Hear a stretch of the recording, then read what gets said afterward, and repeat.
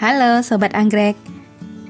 Ada beberapa jenis anggrek digolongkan sebagai anggrek musiman. Artinya anggrek-anggrek ini memiliki musim sendiri untuk tumbuh, musim lain untuk istirahat, dikenal dengan dorman, dan musim untuk berbunga. Hal ini dikarenakan anggrek ataupun indukannya tinggal di habitat dengan perbedaan iklim yang ekstrim. Ada musim-musim di mana mereka kesulitan mendapatkan air. Beberapa di antaranya disertai penurunan temperatur yang ekstrim, dan itu bisa berbulan-bulan. Respon anggrek adalah memilih untuk dorman atau tidur pada masa-masa itu. Catasetum atau genus Catasetinae merupakan contoh anggrek musiman. Dan juga beberapa dendrobium, terutama dendrobium dari section Dendrobium dan dendrobium dari section Callista juga memerlukan dorman, tetapi ada perbedaan di antara Catasetum dan dendrobium. Mengenali kapan anggrek siap untuk dorman merupakan salah satu teknik penting untuk berhasil dengan anggrek musiman. Di video kali ini kita akan membahas teknik mengenali dendrobium siap dorman, dan video berikutnya akan kita ulas bagaimana ciri-ciri Catasetum yang siap untuk dorman. Tidak semua jenis dendrobium butuh dorman. Bagi yang belum nonton tentang keluarga dendrobium, silahkan cek link ke video ini di bagian deskripsi video. Di sana lebih jelas ya. Di sini kita punya dua jenis dendrobium yang butuh dorman, dan agak berbeda dengan Catasetum yang kalau ngantuk itu halo-halo, daun saya kuning, saya mulai ngantuk. Tidak demikian dengan dendrobium yang butuh dorman. Seringkali daun ini tetap dipertahankan 1-2 tahun bila kondisi memungkinkan, nutrisi cukup, air cukup, cahaya cukup. Belum tentu dia merontokkan daunnya meskipun butuh dorman. Di sini ada nobile, dan silakan cek juga link di deskripsi video bagaimana saya berhasil membungakan nobile di dataran rendah. Kita juga punya Nestor yang merupakan silangan Anosmum dan Parisiae. Pertanyaan Sobat Anggrek mungkin, apakah kita perlu memberikan dorman period bagi anggrek ini karena kondisi tanah air berbeda, hangat sepanjang tahun? Jawabannya saya simpan di akhir video ya. Sekarang kita lihat nobile, ciri khasnya seperti ini, batangnya gendut berbuku-buku kayak tali tambang, dan akarnya masif. Iya, dia butuh akar yang banyak karena dalam periode pertumbuhan yang singkat, 3 sampai dengan 6 bulan, nobile harus mengumpulkan nutrisi sebanyak-banyaknya agar batangnya keras dan dia punya cukup energi sebelum dorman.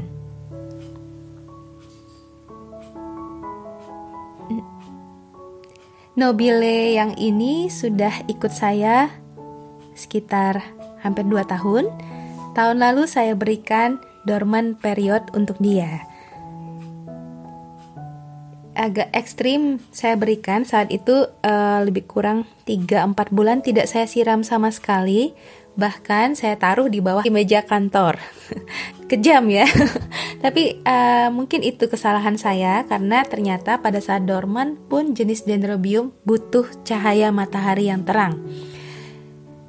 Tapi akhirnya kita berhasil punya 4 keki, dan ini basal keki dari pangkal batang. Ada beberapa keki yang tumbuh di atas batang lama, dan semua saya buang karena saya tidak ingin keki yang tumbuh di atas. Keempat anaknya tumbuh meskipun lebih kecil dari induknya. Sekarang kita lihat dendrobium Nestor.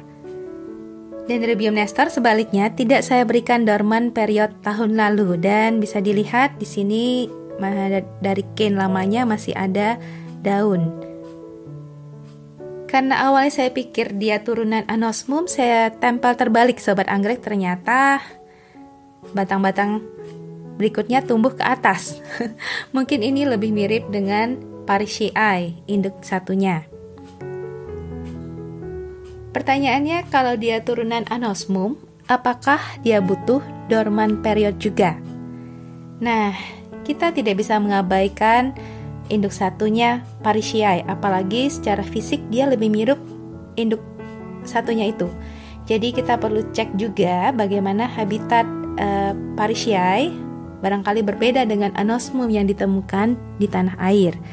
Dan bagaimana caranya sudah pernah saya bahas di video tentang bagaimana mengenali anggrek dari KTP-nya, dari ID-nya. Silahkan cek link di bagian deskripsi lagi.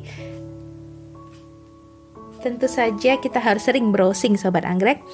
Dari Google kita masuk, kita ketikkan keyword ID anggrek. Ini ya ke bawah, kita nggak mau belanja. Oke, ini yang saya cari, EOSP foto. Cantik bunganya ya Sobat Anggrek, Parisiae. Saya suka website ini karena ada simbol-simbol di sini menjelaskan apakah anggrek ini wangi, kebutuhan cahaya, kebutuhan temperatur, dan timing atau musim berbunganya. Jadi bagi yang malas mengartikan bahasa Inggris di bawah bisa melihat ke simbol-simbol ini. Baik, kita cari. Ditemukan di Hainan, Cina bagian selatan, Assam, Bangladesh, Eastern Himalaya, Myanmar, Thailand, Laos, Vietnam. Singkat kata, daerah-daerah yang berada jauh di utara Khatulistiwa dibanding tanah air kita. Dan juga di sini kuncinya, pada saat batangnya mature, matang di musim gugur, kurangi air agar dia bisa istirahat dan merangsang anggrek untuk berbunga. Jadi kuncinya di situ. Kita harus mengenali kapan anggrek batangnya sudah siap untuk dorman, mature, sehingga bisa kita rangsang untuk berbunga. Nah, yang manakah dari kedua anggrek Dendrobium ini yang siap untuk dorman? Mari kita lihat tanda-tandanya. Yang pertama, perhatikan batang, bentuk batangnya. Apakah sudah mirip dengan induknya? Apakah cukup keras? Ini keduanya sudah ya Sobat Anggrek. Kemudian kita ke bagian atas batang. Tips kedua, perhatikan ujung batang. Apakah masih ada daun muda yang tumbuh? Jadi pada nestor kita lihat masih ada daun muda yang tumbuh berpasangan ke kiri dan ke kanan. Coba nobile bagaimana?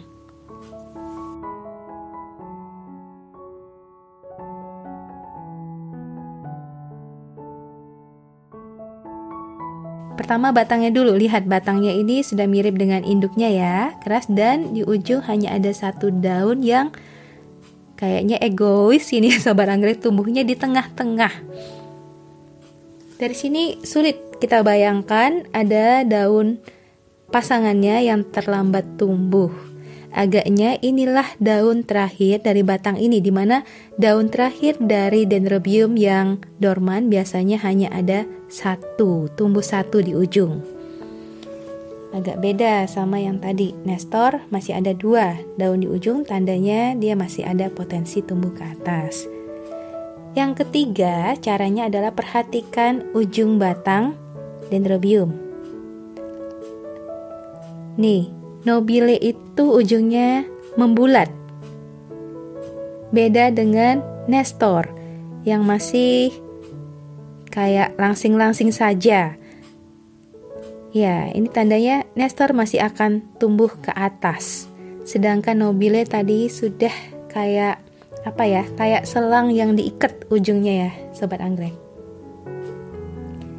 Ya, dari sini bisa kita simpulkan. Benar Sobat Anggrek, jawabannya yang siap untuk dorman adalah nobile. Nah, setelah ini kita harus mengurangi pemberian nutrisi dan air ke nobile dan bila mungkin memberikan penurunan temperatur.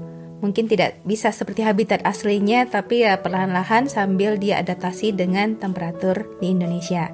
Sebaliknya, nestor masih harus kita genjot nutrisi dan cahaya matahari agar dia cukup tenaga untuk dorman. Apa yang terjadi bila kita terlalu cepat memberikan dorman? Akibatnya adalah anggrek tidak punya cukup cadangan makanan dan energi selama dorman yang berakibat pada anggrek susah bangun dari dorman.